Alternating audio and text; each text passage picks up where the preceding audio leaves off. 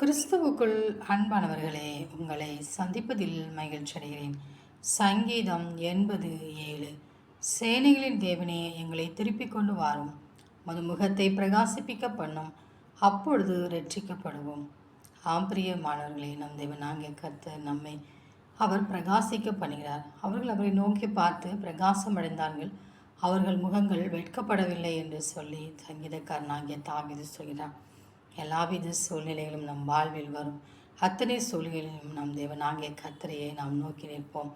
அப்பொழுது நம் வாழ்வில் எல்லா வித காரியங்களையும் தேவன் ரட்சிப்பை நமக்கு கட்டளையிட்டு நம்மை பிரகாசிக்க பண்ணுவார்.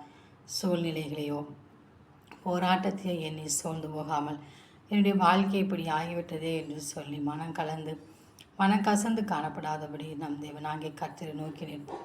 அப்பொழுது நம் வாழ்வில் தடையை கொண்டு சாத்தாண்ட கிரைகள் அனைத்தையும் தேவனாகிய கர்த்தர் முறியடித்து போட்டு நம்மை இரட்சித்து அவர் நம் முகத்தை பிரகாசிக்க பண்ணுவார்.